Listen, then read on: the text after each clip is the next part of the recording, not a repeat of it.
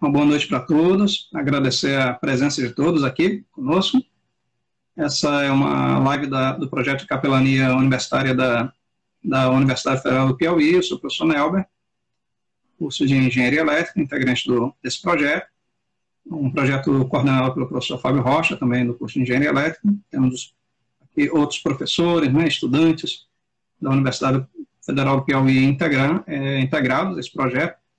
E uma das ações do projeto de capelania é a gente promover palestras que tratem de temas, de assuntos de utilidade pública, que venham a trazer mesmo a reflexão para a comunidade acadêmica, a comunidade universitária, para seus familiares também, amigos, para toda a comunidade como um todo, entendendo que a universidade ela não deve ser só um espaço de crescimento em conhecimento, mas crescimento em todos os sentidos, inclusive no crescimento pessoal, o que é impossível sem a reflexão, né?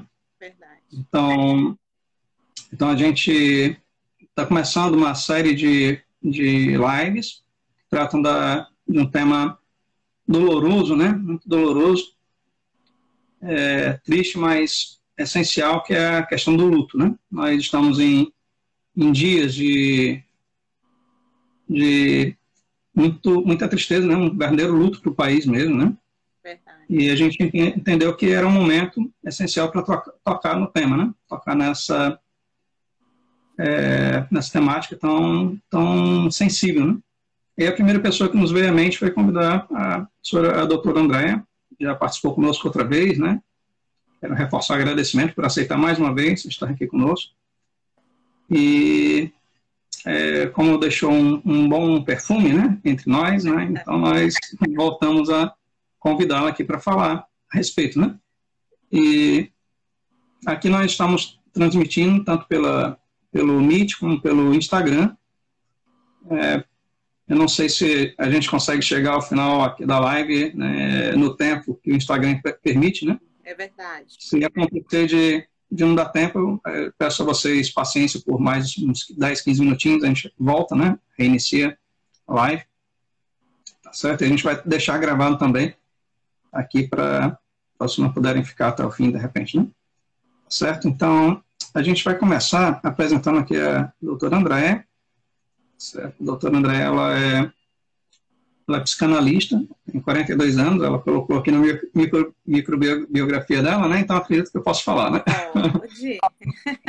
Então, ela tem 42 anos, ela é psicanalista, psicopedagoga clínica e teóloga. E ela faz clínica, né? Ela clinica há mais de 17 anos, é professora universitária também, escritora, e é mentora do projeto Alegria de Viver, de que ela vai falar mais tarde, né? Não sei se ela vai querer já começar falando, né? Mas fica à vontade. E aí eu queria dar uns primeiros minutinhos para o doutor André se apresentar melhor também.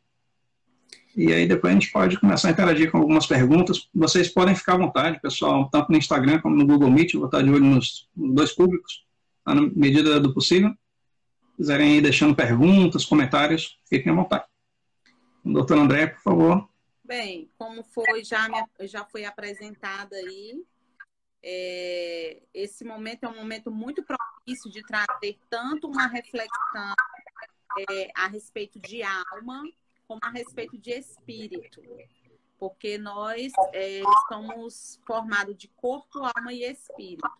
E hoje eu quero fazer essa mistura, né, dessa palavra, dessa mensagem com vocês, falando sobre a mente, sobre pensamento, sobre emoções, mas quero falar também de uma área que a ciência não entra, né? Como teóloga, uma pessoa cristã que acredita em Deus, que já passou por muitos lutos, não só de pesquisa, de experiência clínica, mas de experiência pessoal. Já passei por muitos lutos. Eu tenho me dedicado a ajudar pessoas, né, que perdem pessoas amadas. E nesse período, principalmente, né, que tem sido assim uma enxurrada de perdas, né? E as pessoas estão atúrdidas com essa avalanche, né, que tem chegado sobre o mundo, né? E falando especificamente sobre a nossa nação. Certo. Bem, doutora, eu queria até, já que a gente está falando dessa questão desse momento, esse momento duro, né, que o país atravessa, não só o país, né, o mundo inteiro, né, eu lhe pergunto como a senhora enxerga, vê essa questão para além das perdas materiais, né, essa questão dessa crise, né, esse momento de crise de saúde pública, né, como a senhora enxerga para além da perda material, né, quer dizer, da perda tanto econômica, né, como a perda de vidas mesmo, né, sim. Mas como a senhora enxerga isso, né, essa crise para além da perda material? Na verdade, muitos profissionais, né, da área da saúde mental têm feito reflexões, porque, na verdade, a gente não tem como ter dimensão do que ainda está por vir, do que tudo isso vai causar nessa geração, né? São perdas muito rápidas, as pessoas não estão preparadas, nós nunca vamos estar preparados para perder, para o luto. Porque de nós não aceitamos a morte. Nós sabemos que é certo, que as pessoas vão morrer, que nós vamos morrer, mas nós não aceitamos, nós não fomos preparados para aceitar a morte, né? Eu acredito que... Por que a gente nunca está preparado para a morte? Porque Deus não fez o ser humano para morrer. Deus fez o ser humano para ser eterno. Então, nosso pensamento não é um pensamento de finitude. Então, a gente não está preparado para se desligar, para encerrar, para dizer tchau. E aí, a gente não sabe como que vai ser uma geração de órfãos, uma geração de viúvas, né? Uma geração que, às vezes, não tem um pai, não tinha já a mãe, só tinha um irmão, uma tia, uma avó, e perdeu essa pessoa também. Então, nós não temos dimensão de como vai estar o estado de saúde mental dessas pessoas, como é que elas vão ter resiliência para lidar com tudo isso, que a palavra seria resiliência. E aí é quando eu digo que vamos ter que ter um trabalho conjunto, né? Um trabalho de compaixão, de amor ao próximo, de se aproximar das pessoas, de desenvolver a empatia, porque o nosso sistema, né, de saúde mental, ele já é deficitário. Não vai dar conta de atender essa demanda. E aí a Bíblia diz que 3 coisas, em 1 Coríntios 13, diz que 3 coisas vão permanecer, que é a fé, a esperança e o amor. Mas desses 3, o amor é o maior. Então, eu acredito que só o amor vai poder curar tantas dores, tantas feridas que estão sendo abertas nesses últimos dias. Sim. A senhora colocou que vai ser uma coisa que a gente vai descobrir daqui a talvez anos à frente, né? Eu acredito que a gente vai ter uma resposta disso, né? Já no próximo ano, porque e nas próximas gerações, né? Porque tem pessoas que estão perdendo ainda muito jovens, e como que eles vão crescer, como que eles vão lidar com o mundo que vai estar, né? Para eles, as pessoas se vão estar com saúde mental, emocional. Quantas pessoas já estão familiares dentro de casa com depressão, com síndrome do pânico, desesperançosas. Então, você também lidar com isso dentro da família, né? Se torna também, adoece outras pessoas também, pelo convívio. Eu digo isso porque a minha mãe, ela teve depressão por muitos anos e isso refletiu sobre os filhos. Refletiu sobre os filhos. Um luto que também ela não superou, que foi o luto do meu irmão, isso reflete até hoje na vida de outras pessoas da minha família. Ela não ter ainda superado, conseguido dar um novo significado a isso.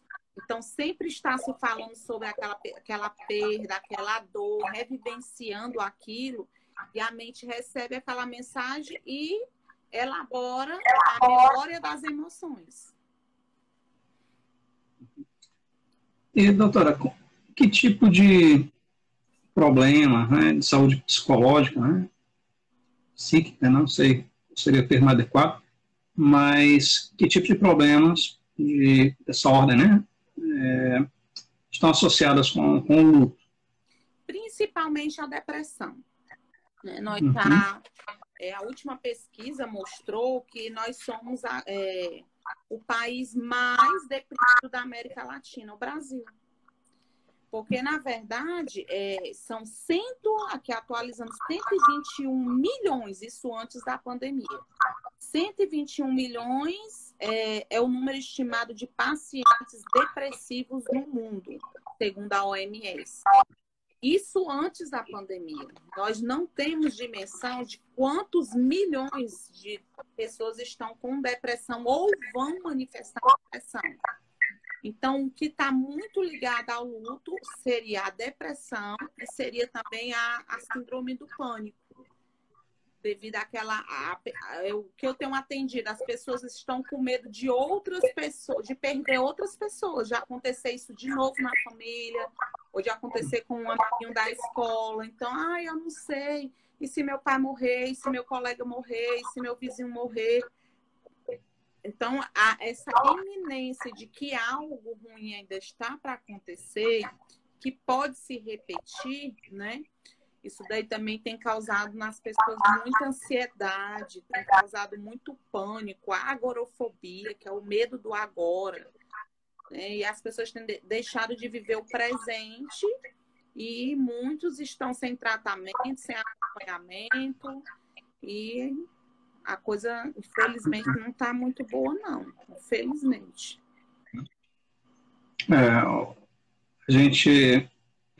A impressão que eu tenho, né, do que a gente também já tem ouvido falar, por especialistas como a senhora também, né, que o número de casos de depressão, no Brasil pelo menos, né, acredito que no mundo, vem sempre aumentando, né? Sim. E eu poderia colocar que a gente não tem como ter certeza 100% que seja realmente o número de casos que tem aumentado, ou seja, porque as pessoas estão procurando mais, né? Não sei se dá para ter certeza. Aumentou, porque existem algumas pessoas, por exemplo, que chegam para mim e dizem assim, eu nunca pensei que eu ia ter depressão. Mas diante de ter perdido 2, 3, 4, 5 pessoas, não deu tempo da elaboração do luto. Isso é natural, a pessoa ela vai desgastando, ela não tem tempo dessa elaboração, o humor dela vai ficando depressivo, né? Ela vai perdendo a vontade de fazer algumas coisas, a energia. E aquela pessoa que antes achava que ela poderia não ser acometida pela depressão, está depressiva. Eu me lembro, como é o teu nome, hein, que eu me esqueci? Nelber. Pois é, Nelber. Eu me lembro que teve um ano da minha vida que foi muito difícil, 2012 para 2013. Em poucos meses, eu perdi 6 pessoas da minha família. Um morreu, 2 meses depois outro morreu, um mês depois outro morreu. Foram várias causas de morte. E eu me lembro que teve um período que eu não conseguia mais nem chorar. A minha família dizia assim, meu Deus, a gente só vive dentro de um cemitério. Então, aquilo que aconteceu na minha família como exceção, digamos assim, hoje é uma realidade na vida de muitas pessoas. Uhum. Estão sepultando, estão acompanhando alguém que está no hospital, está naquele medo, naquela ansiedade de alguém que pegou o vírus ou de alguém pegar. Então, a gente está vivendo um caso assim que eu acho que ninguém nunca imaginou que nós iríamos vivenciar. Mas nós vamos ter que nos adaptar a essa realidade. Eu acredito muito na questão que nós chamamos da neuroplasticidade. Nós temos aqui uma condição de adaptação natural que Deus também colocou em nós, onde nós vamos nos adaptar e eu tenho certeza que aqueles que buscarem, né, lutar para sobreviver vão se tornar mais resilientes, vão se tornar pessoas mais fortes. Podemos tirar coisas positivas também no meio de um caos. Podemos enxergar uma vida com mais beleza, observar mais os detalhes, valorizar cada dia, valorizar a pessoa que está do seu lado, valorizar coisas simples que antes as pessoas não valorizavam. Então, eu sempre digo, o hoje é muito importante. Eu não estou pensando no amanhã, eu quero viver o hoje. Quero comer o que eu gosto hoje, eu quero dizer eu te amo hoje. Eu quero ir no quarto dos meus filhos e ver eles dormindo, agradecer por estar em casa. Então, tudo isso é namorar com o marido, com a esposa. Então, não esperar pelo amanhã. Tem que aproveitar. Isso eu aprendi lá. Estou falando de uma coisa que eu vivi. Então, eu vivi nesse ano de 2012 para 2013, eu nasci uma nova Andreia. Eu chorei muito, eu sofri muito, mas depois disso eu me tornei uma outra Andreia. Uma Andreia que passa a ver as coisas com mais beleza, né? Com mais qualidade. Investir mais nas emoções, nas pessoas. Então, eu acredito que tudo isso que a gente está vivendo, podemos tirar, sim, coisas positivas. E se Deus permitir que nós permaneçamos aqui, Ele tem um propósito. A senhora colocou aqui que hoje, conta aí dessa situação da pandemia, tem pessoas que têm perdido várias pessoas, né? Assim, em poucos dias, né? Isso.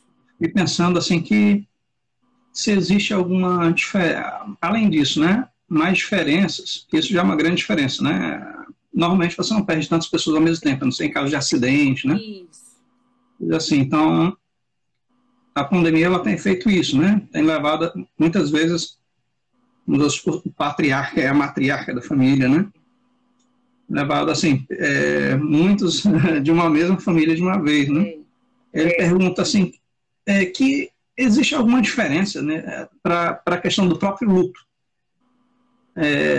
Aquilo que está acontecendo nesse tempo de pandemia para aquilo que é mais corriqueiro, né? As situações que provocam luto, né, de forma mais corriqueira. Existe alguma diferença, vamos dizer assim, no formato, né? Não sei, no tipo, processo, né? No processo e no tipo de luto, né? O luto, ele nunca é vivenciado da mesma maneira, certo? Quando você, eu vou dar um exemplo. Por exemplo, o meu avô, ele faleceu ano retrasado. Ele faleceu em casa, com 93 anos, né? Então, ele foi ficando em casa, os órgãos foram paralisando, coisa natural. Então, quando o meu avô faleceu, para a família não foi aquela surpresa, que ele foi um processo natural que toda a família foi acompanhando e nós entendemos que chegou um momento que não dava mais, o corpo dele não tinha mais como permanecer aqui. Então, a gente se despediu dele, vivenciou os últimos dias dele, se despediu e pronto. Então, esse luto foi melhor elaborado, porque nós compreendíamos que aquilo era um processo natural, certo? Quando você, por exemplo, perde uma pessoa muito jovem na família, como foi o meu caso, que eu perdi um filho, que era um bebê, e perdi o meu irmão caçula. Isso não é uma sequência natural. O natural na nossa cabeça é que os mais velhos vão partir e os mais novos vão dar sequência. Então, você aceitar aquilo é como se fosse contra a natureza. É muito difícil. Você lamenta aquela pessoa ter morrido tão nova, ela tinha tanta coisa para viver. Então, é um luto diferente que fica, mas por quê? Fica aqueles questionamentos que ele demora mais. Um outro luto que é muito diferente é um luto que está muito ligado à raiva, ao senso de justiça. Uma pessoa que morre por conta de um abuso sexual, de uma violência, por conta de um assalto. Alguém fez algo contra aquela pessoa de forma horrenda. Então, há uma revolta, há um senso de justiça por aquela morte, né? Que aquela pessoa sofreu, ela não merecia.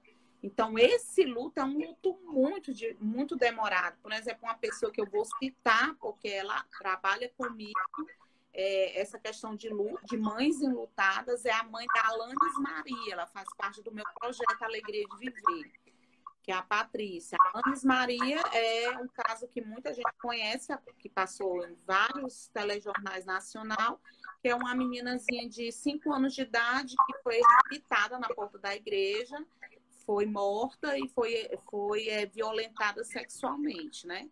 Então, até hoje, já fazem 10 anos que esse caso aconteceu, ela não conseguiu ainda superar o luto. Porque foi algo violento, a menina era uma criança. Então, o luto, ele tem a diferença, sim. Esse luto que nós estamos vivendo agora, ele é diferente por quê? Porque justamente ele não está acontecendo num processo natural. Ele está acontecendo de uma forma que, às vezes, você não espera que é o mais velho que vai morrer, às vezes é o mais novo. Você acha que aquela pessoa é jovem, cheia de vigor, cheia de saúde, de repente ela morreu por conta de um vírus. Você acha que isso não tem sentido? Uma pessoa morrer de repente por causa de um vírus, né? E de uma forma tão rápida, porque não tem vacina, porque ninguém sabe como lidar com esse vírus. Então fica aquela coisa na cabeça da pessoa de não compreender a situação, e se não compreende esse luto para ser elaborado, é mais complicado. Ele perguntou, esse estado, vamos dizer, já, esse pré-estado de ansiedade, de medo, né, que todo o contexto da pandemia tem provocado, influencia também no modo como a pessoa vai reagir também ao luto, né, um acontecimento desse tipo, ou seja, a pessoa não perdeu ninguém ainda, mas já vive com medo, já vive meio que sufocado com aquele medo, né, e de repente acontece. Isso pode prejudicar, pode tornar mais difícil o processo. Porque ela acha que, olha, tudo aquilo que eu estava imaginando, eu já trato pessoas nesse caso. Olha, doutora, tudo aquilo que eu estava imaginando, o que eu mais temia, aconteceu. Então, por que eu vou relaxar? Por que eu vou achar que isso não vai acontecer de novo com outra pessoa? Então, ela liga um botãozinho aqui de alerta. Ela fica num estado de alerta o tempo inteiro. Tem uma mãezinha que eu estou acompanhando, ela fica o tempo inteiro passando o álcool na criança, dos pés à cabeça. Já se torna até compulsivo, já se torna neurótico, né? Mas porque ela não quer que o filho morra, ela não quer que o filho se contamine, então ninguém pode ir na casa dela, ninguém pode falar, e se tem contato com a parede, com algum canto que alguém pegou, ela já está lavando a criança com álcool. Então, tem desenvolvido essas compulsões, essas neuroses na pessoa. Então, essa questão da hipersensibilidade. Muitas pessoas estão hipersensíveis. Então, a pessoa tossiu, meu Deus do céu, será que está doente? Vamos tomar remédio, vamos fazer um exame. Então, esse estado de alerta e a hipersensibilidade. Então, quando acontece a perda, a pessoa diz assim, eu estava certa. Olha, eu estava avisando, que eu estava sentindo que alguma coisa ruim ia acontecer, como se fosse uma premonição. Isso reforça ainda mais o medo, né? Todos reforça mais o medo, susceptíveis a isso, né? Doutora, eu queria que a senhora falasse um pouco sobre as etapas, né, os estágios desse processo de luto e as possibilidades de como ele pode se desenrolar, né? E depois, você já poderia falar qual a diferença daqueles que conseguem passar bem por esse processo, digamos que o final dele, a gente sabe que pode terminar de muitas formas diferentes, né? Então, como vai ser esse final? Né? O que vai ser determinante nesse final, né? Se vai se desenrolar para um final positivo ou negativo, né? Eu queria que a senhora falasse das etapas e explicasse o que pode fazer essa diferença. Pronto, gente, eu já coloquei aí, inclusive, o nome do meu canal no YouTube, que é o nome do meu livro, do meu primeiro livro, é o Psicomorfose, é o nome do meu canal, e lá tem uma série que se chama Terapia do Luto. Então, se você quiser aprender, é interessante se informar sobre isso, para você, para ajudar outras pessoas, ou se você conhece alguém que perdeu alguém, indique elas assistirem essa série, são 5 vídeos. Então, o que eu vou fazer um resumozinho aqui. A primeira fase do luto é a negação. É natural que você negue e aceite que aquela pessoa partiu. Você nunca mais vai ver ela, que ela morreu. A pessoa fica, eu não aceito, eu não acredito. eu não acredito que isso aconteceu, eu não aceito. Então, ela fica muito nisso. A pessoa vai para o sepultamento, a pessoa morre e ela fica nessa linguagem, até ela passar para o próximo ciclo. Primeira coisa que eu quero dizer, gente, que não é obrigatório seguir essas 5 fases. Tem gente que demora, passa pelas 5, mas demora mais em uma do que na outra. Então, varia muito de pessoa para pessoa e da forma que a pessoa que ela perdeu morreu e da ligação que a pessoa tinha. Também tem isso que eu ia dizer. Se você era uma mãe, se era um filho, se era um amigo, se era o chefe. O relacionamento afetivo que você tem também influencia na forma do luto das etapas. Então, a primeira é a negação. Uma mãe, ela não aceita. Muito difícil uma mãe aceitar que o filho morreu. Porque é aquilo que eu falei, é um processo natural. A mulher que perde o marido, ela não aceita. O filho que perde o pai, uma criança, muito complicado. Então, essa primeira fase da negação desse luto, né, dessa perda, ela pode se prolongar por muito tempo. A primeira coisa a ser trabalhada é deixar que a pessoa expressar. Eu já vou trabalhando em cada fase naquilo que você falou, né? É deixar a pessoa expressar. Não adianta você estar debatendo com a pessoa, é melhor você aceitar, é melhor você se conformar. Esse tipo de palavra não ajuda em nada. Deixa a pessoa, ela vai repetir a mesma coisa. Repete, ela fala a mesma coisa milhões de vezes. Porque ela mesma não acredita, então ela mesma está dizendo para ela. Então, às vezes a pessoa diz assim, eu já estou de saco cheio, fulano só fala a mesma coisa, do mesmo jeito, em vez de aceitar logo essa realidade, não é assim. Olha aí, e comparar, né? Isso aí não é legal. Comparar, olha, tá aí, a fulano também perdeu o pai, nem tá desse jeito. Sim, gente, são pessoas diferentes. Tinham relações interpessoais diferentes. Tem uma relação intrapessoal diferente. Tem uma relação com Deus diferente. Tudo isso tem que, quando eu vou tratar uma pessoa, acompanhar um paciente, eu analiso tudo isso para poder ver qual é a melhor forma de ajudar aquela pessoa. Às vezes a pessoa quer se perdoar por conta daquele relacionamento ruim com o pai, ou ela precisa perdoar o pai. Às vezes ela tem que perdoar até a Deus. Isso assim, falando só em questão de mente. Mas às vezes a pessoa não perdoa nem a Deus. Por que Deus tirou o meu pai, tirou o meu marido, me deixou só, né? Então vem a raiva, que é a segunda fase. Essa raiva. Raiva de todo mundo, raiva de Deus, raiva de si. E nessa hora a gente tem que ter muito cuidado nessa raiva. Nessa raiva já aconteceu homicídios, já aconteceu automutilação, pessoas já entraram nas drogas por conta disso, no alcoolismo, perderam negócios, dinheiro, né? Por conta dessa raiva, a raiva daquela situação.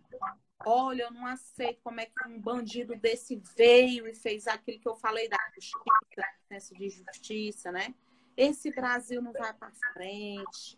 Estou com raiva de Deus. Aí, às vezes, a raiva se volta para a pessoa da família, né? Perdeu a mãe, aí vai para o pai.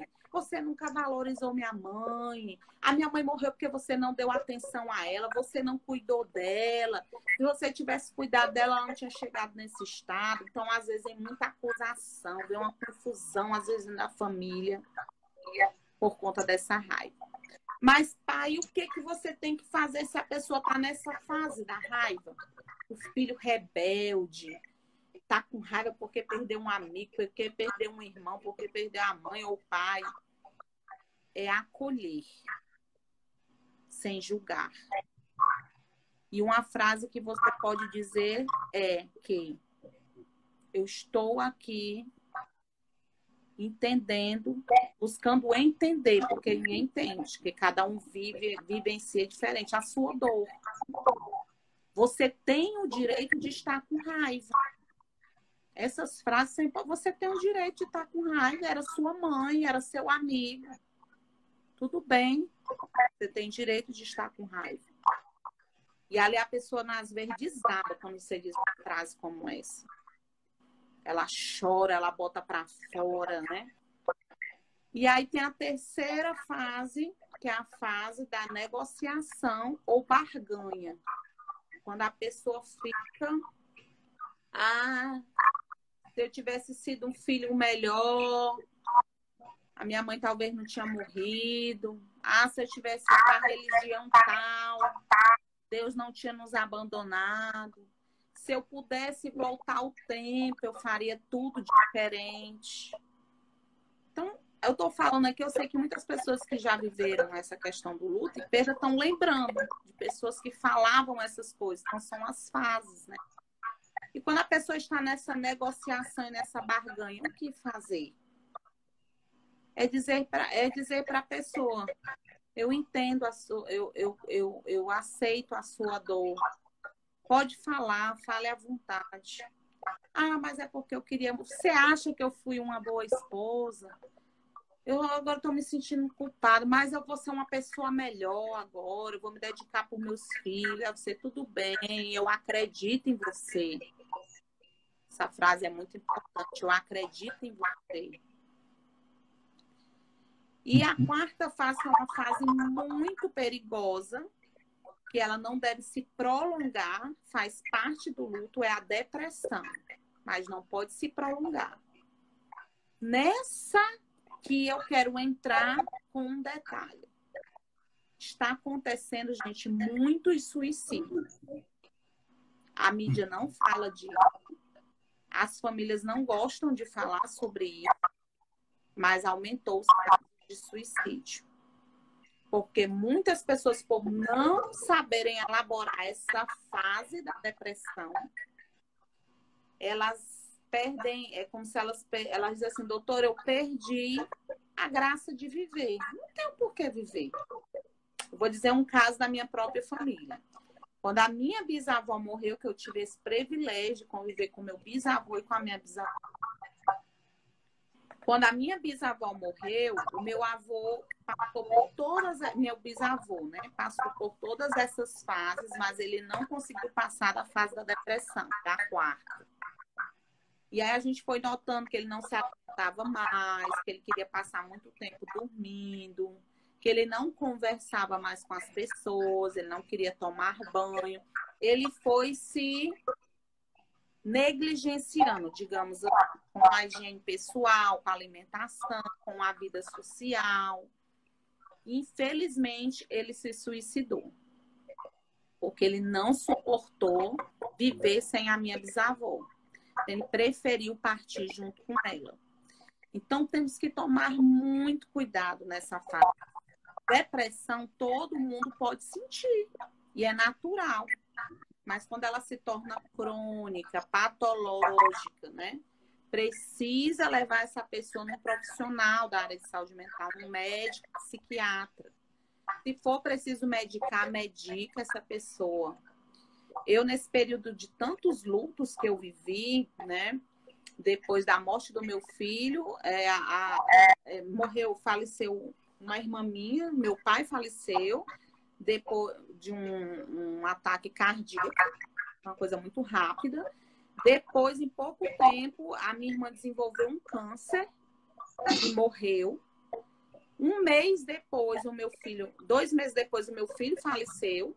3 meses depois, o meu irmão caçula, num assalto, foi assassinado. Rapaz, é muita coisa com a pessoa. E eu entrei em depressão. E eu digo, eu não estou bem. Eu não me reconheço. Eu ficava chorando o tempo inteiro. Eu não tinha vontade de comer. Eu só tinha vontade de dormir. E aí eu mesmo decidi procurar um profissional, médico, psiquiatra. Fiz uso de medicação por 1 ano. Tranquei meu consultório, fui me tratar, fui me cuidar, fui elaborar cada luto. Para depois dar a volta por cima, ser resiliente e continuar a minha missão e a minha história. Então, a depressão é uma das fases mais delicadas e que merece maior atenção, principalmente por causa do suicídio. E a última fase, que é a fase da aceitação. Quando a gente aceita que aquela pessoa realmente nós estamos nos despedindo. Quem tem uma religião, isso é mais confortante, né? Isso é mais confortante, porque quem acredita numa vida após a morte não termina ali, né? A gente acredita, quem é cristão acredita que Deus, né, guarda cada um dos seus filhos, que um dia nós todos nos reencontraremos.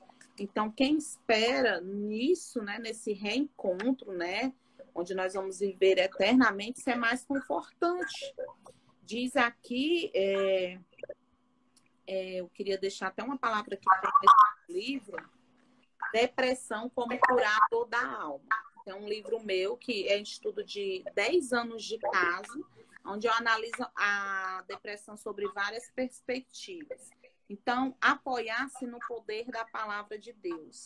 Diz assim, Salmo 119, a minha alma de tristeza verte lágrimas. Fortalece-me segundo a tua palavra. Então, quem crê na Bíblia, né, que tem uma religião, ele busca se apoiar, busca se fortalecer. E eu busquei muito em Deus. Eu busquei nos hinos, em orações, eu busquei em leituras. Quando você está deprimido, não se consegue muito ler. É uma dica que eu dou. Você pode colocar a Bíblia em áudio para a pessoa. Música é muito importante, porque aquela melodia aciona algumas áreas do cérebro. E a música, ela relaxa a pessoa, gera reflexões, mexe com as emoções. Às vezes a pessoa chora e depois ela está mais aliviada, né? Então, aqui também em João 16, quando Jesus ele vai ao Pai, ele diz assim, eu rogarei ao Pai e ele dará outro Consolador, a fim de que esteja sempre convosco. Então, a palavra aqui para Espírito Santo é Paráclito. E Paráclito significa aquele que é chamado para estar do lado. Então, me lembro que eu me sentia tão sozinha, eu me sentia, assim, vários buracos e vazios dentro de mim, com tantas perdas. Então, eu entendo as pessoas que estão perdendo muitas pessoas queridas. E aquele vazio eu ia preenchendo pelo Paráclito, pelo Espírito Santo. Eu acreditava que se eu chamando ele ia estar do meu lado, me aguardando e me consolando. Então, se apoiar na sua crença, na sua religião, nesse momento de luto é algo muito importante, para que você possa aceitar que aquela pessoa encerrou a missão dela, mas você deve continuar a sua. Certo, doutora. Pessoal, só um lembretezinho, né? Vocês podem participar também, tá? Okay? Podem colocar perguntas ou comentários, né? Como preferirem, aí no chat, certo? Podem ficar à vontade. A Fabiana está dizendo assim, perdi uma irmã no mês e outra no outro mês, e foi muito ruim. Quer dizer, um luto em cima de outro, né? E duas irmãs, né? Aqui eu estou vendo também um comentário da Zita, né? Uma situação diante desse contexto. O ruim de aceitar é você não se despedir de alguém. Então, assim, no último adeus, não foi a oportunidade do último adeus, né? Realmente, a gente tem visto isso acontecer muito nessa pandemia, né? Pois é, ainda tem isso, né? Porque aquele momento do velório, onde os amigos vêm, tem aquele aconchego, a família se reúne, um fortalece o outro, choram junto. Aquilo ali, ele é muito simbólico para o momento do luto. E nós estamos impedidos de fazer isso nessa pandemia. É triste, é muito triste. Então, realmente, eu acredito que só Deus mesmo que vai nos dar consolo nesse período tão difícil. Tem outra pessoa aí que... O Kézia aqui está dizendo também que perdeu uma amiga há 2 dias e não consegue acreditar. está na negação. É, é muito estranho, né? Porque mesmo vendo as mensagens de luto, não acredito, né? Me sinto mal porque não sinto nada. Na Uhum. verdade, não se sinta mal. Na verdade, o seu cérebro ainda não processou o luto. Você está na negação. Você ainda vai passar pelas outras fases. E, doutora, a senhora falou sobre as fases, né, do luto. A senhora poderia falar sobre, né, até, acho que é o título, né, do seu livro também, né, a senhora já mencionou sobre a terapia do luto, né? A senhora falou sobre as fases. Poderia falar um pouquinho sobre essa terapia do luto, como é? Pronto, E voltando aqui à questão, a terapia assim, do luto, ela vai ver, analisar o profissional, né? Porque nem todo profissional é habilitado, tem habilidade ou tem a expertise de trabalhar o luto. Né? Tem que ser um profissional que saiba lidar com isso. De analisar em que fase aquele paciente está do luto, e aí vai elaborando para que seja fácil esse paciente ir passando cada fase de uma maneira menos dolorosa, né, com mais facilidade. E aí você vai mostrando para o paciente isso, para que realmente ele possa se restabelecer o quanto antes. Então, a terapia do luto é trazer essa conscientização, esse aconchego, né? Organizar as ideias do paciente. Se ele ficar preso muito tempo em uma fase profissional com habilidade, vai fazendo ele enxergar e ajudá-lo, né? Para que ele possa sair daquela fase, não ficar preso naquela fase. Então, é dessa forma. Então, eu tenho tratado muitas pessoas daqui de Fortaleza, de outros estados, até fora do Brasil. Tem muitos pacientes que eu trato online, que são brasileiros que moram fora do Brasil, e a situação está complicada em todo campo. Então, se alguém também deseja esse acompanhamento, né, você também pode entrar em contato. Eu faço esse atendimento online também. Vou deixar aqui um telefone da minha secretária de contato. Ótimo.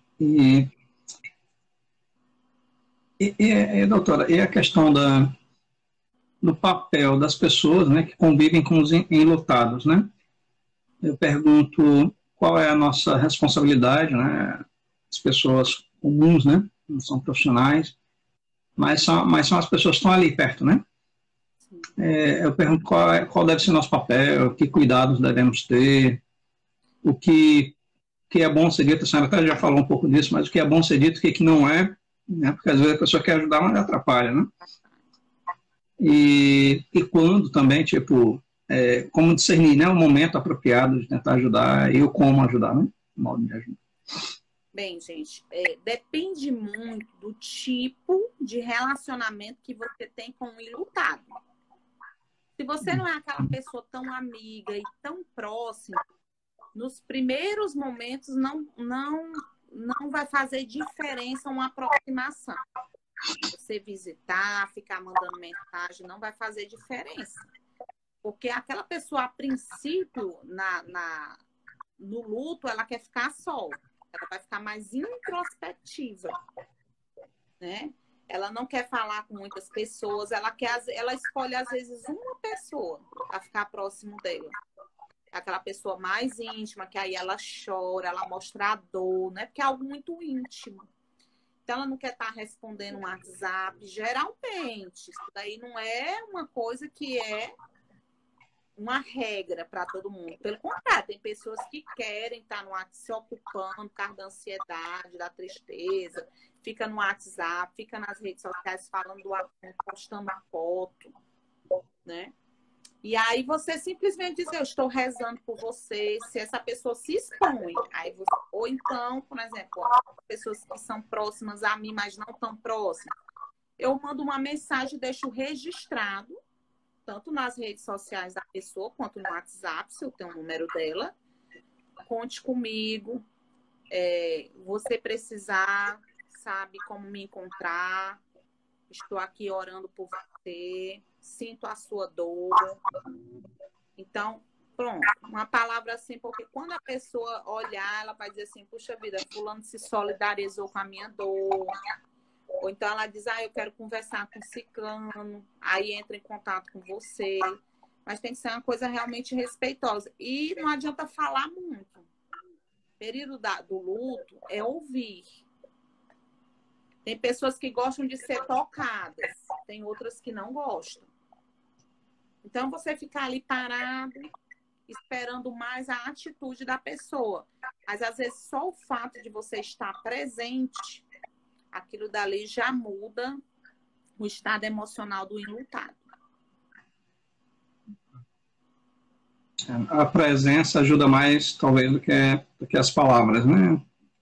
Eu, por exemplo, nunca vou me esquecer de duas pessoas que ficaram comigo, porque o velório do meu pai foi uma noite inteira. Como ele faleceu muito rápido, então a gente recebeu o corpo muito tarde e no outro dia de manhã nós iríamos sepultar. Então eu dormi lá, onde o corpo ficou. E duas pessoas dormiram comigo. Eu nunca vou esquecer dessas duas pessoas, só ficamos nós três e o corpo do meu pai lá. De manhã receber as pessoas. E eles simplesmente não falavam nada. Eu disse para eles, vão para casa, vocês podem ir. Eu, como filha mais velha, né, fiquei lá. Minha mãe não estava bem, foi para casa. Meu marido tinha que agilizar um monte de coisa para de manhã. Eu vá, meu filho, tomar um banho, trocar roupa, que eu vou ficar aqui. Não podia deixar o corpo só, né? E aí eu fiquei lá e essas duas pessoas disseram, não, nós não vamos, nós vamos ficar aqui com você. E até hoje eu me lembro, a gente não conversava, eles não ficavam perto de mim, eles ficaram só sentados lá. Mas aquilo para mim foi muito reconfortante, saber que eles abriram mão, tá na casa deles. Nem era uma pessoa importante para eles, o meu pai, um deles nem conhecia meu pai, ele era apenas meu amigo. Estava ali por mim mesmo. E eu disse para ele, eu nunca vou me esquecer dessa sua atitude. Sim. E deixa eu ver. Eu queria incentivar o pessoal a interagir também, né? Escrever alguma dúvida, né? Algum comentário mais, né? Alguém mencionou que estava tendo muito eco. Já está ok o som? Está funcionando bem? Para todos? Se sim, se vocês puderem mandar um joia aí. E eu queria incentivá-los, né? Ainda participarem, mandarem uma pergunta, um comentário. Queria também falar que se você que é de Teresina, depois o Fábio e você podem até organizar, se vocês quiserem adquirir esses meus 2 livros, vou fazer uma promoção, você pode dar o seu nome, e aí eu posso enviar de todo mundo junto, né? Se vocês se conhecem. E eu vou enviar também de cortesia essa revistinha que é do meu projeto Alegria de Viver. Esse aqui fala sobre depressão e esse aqui fala sobre as emoções, ensinando como lidar com as emoções, com a relação intrapessoal e interpessoal, que é o psicomorfose. E esse daqui é do meu projeto Alegria de Viver. Vai falar sobre bullying, depressão, automutilação. É um projeto que eu tenho onde a gente ajuda pessoas de famílias carentes que não têm acesso, né, a um atendimento de qualidade na área da saúde mental. E nós atendemos essas pessoas que têm um caso grave de depressão, ideações suicidas e automutilação. Certo. Eu ia justamente pedir para a senhora falar um pouquinho do projeto Alegria de Viver, né? Se a senhora puder falar mais um pouquinho. Esse projeto, ele é um projeto que se reúne vários tipos de profissionais. Eu tenho vários voluntários, é uma equipe multidisciplinar. E antigamente, né, antes da pandemia, a gente desenvolvia esse trabalho nas escolas, levava palestras, workshop, treinamentos, ensinando aos jovens a lidarem com as suas emoções, né? E a gente vinha, então, aqueles adolescentes que tinham casos de automutilação para a gente começar a desenvolver um tratamento. E nas comunidades, igrejas, né? E hoje eu já estou com 4 clínicas em bairros diferentes, onde a pessoa vai buscar ajuda, se ela preenche o perfil socioeconômico e se enquadra dentro desse perfil de atendimento, ela é atendida, né, acolhida, e dessa forma a gente tem evitado muitas pessoas tirarem a própria vida, porque 90% dos suicídios, eles são evitáveis. Uhum.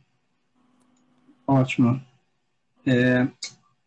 Doutora Dadazita falou alguma coisa aqui, deixa eu ver se teve mais alguém antes dela. Peraí.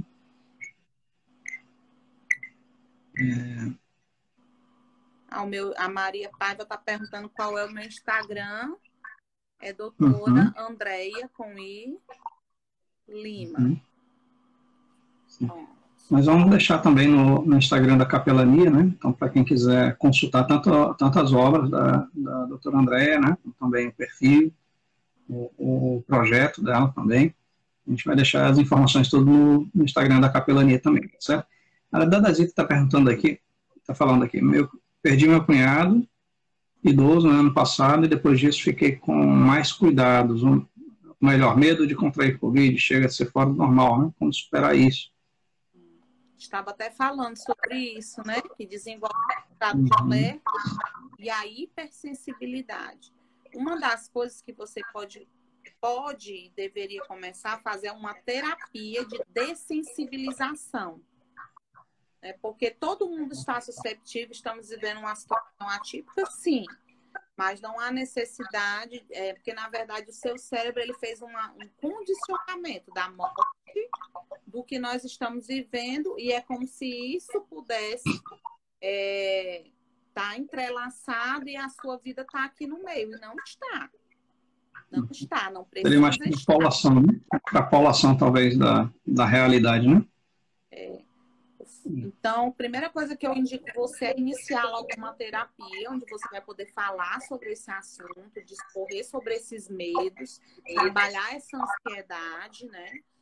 Para que você possa se voltar ao equilíbrio, a utilizar o lado esquerdo do seu cérebro, que é analítico, que é histórico, que é argumentador, e não esse lado mais instintivo, que é o lado direito, que fica mais acionado quando nós estamos com a hipersensibilidade. Doutora, que tipo de ocupações, não sei, o enlutado também, ele pode procurar para, de repente, justamente tirar o foco do problema, né, da dor ali? Existe algo que ele possa fazer, além de esperar todas as etapas, né, passarem, né? Eu vou dar uma dica que é muito importante. As pessoas, às vezes, querem fugir do luto. Isso não é bom. Tem que viver o luto. Você não pode prolongar o luto. Mas é importante internalizar o luto. Se você perdeu alguém significativamente para você elabora aquilo e bota na frente.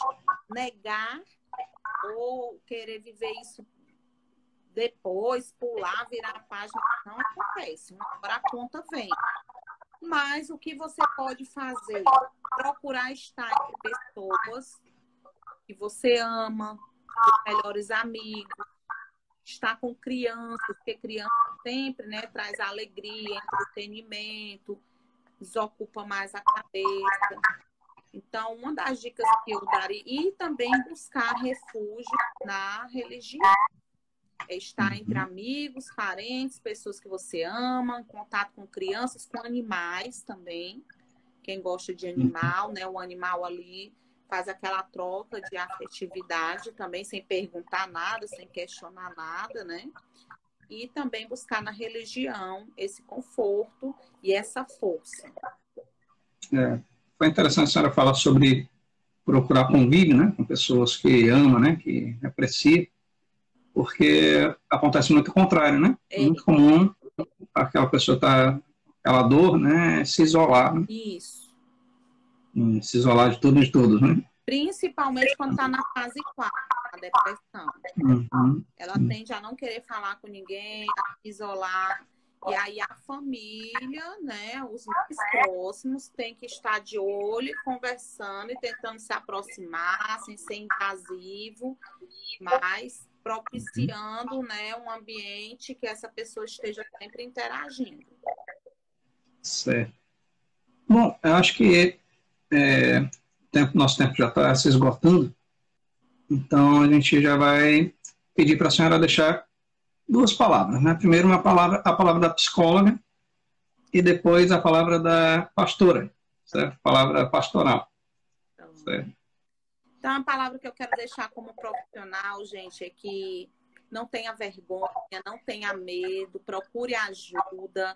Existem profissionais capacitados para ajudar. Se você não quer fazer isso presencialmente, existe hoje muitos atendimentos de qualidade online, tá certo? Mas se cuide, é uma fase difícil, dolorosa, mas ela precisa se prolongar e ela não precisa vir de uma forma a mudar radicalmente a sua vida, porque você ainda tem muita coisa para viver.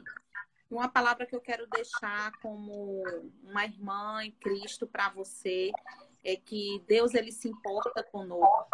Eu preguei isso na minha igreja. Nós precisamos de fé nesse momento, de crer que Deus, ele chora conosco, ele se importa, ele sabe quais são as nossas necessidades, ele ouve o nosso choro, a nossa oração, e ele responde também, e que ele não nos desampara. Nada vai nos separar desse amor de Deus, nem mesmo a morte, nem mesmo a dor.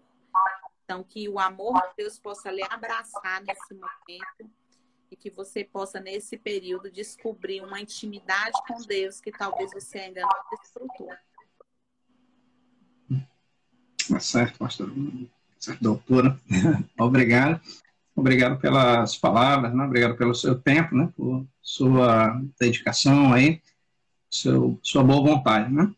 E obrigado a todos que estiveram conosco. A gente fica muito motivado para continuar quando vocês aparecem, né? Então, a gente agradece todos, né? Vamos deixar gravada a live, vamos divulgar, né, o canal do YouTube, vamos colocar, vamos deixar também no Instagram, e a gente volta qualquer dia aí com o doutor André também, né? Vamos convidá-lo mais vezes e vamos divulgar também suas obras, queremos deixar no canal e incentivá-los também a adquirir. Eu acredito que vai ser uma bênção para vocês, para a família, para as pessoas que estiverem em volta também, né?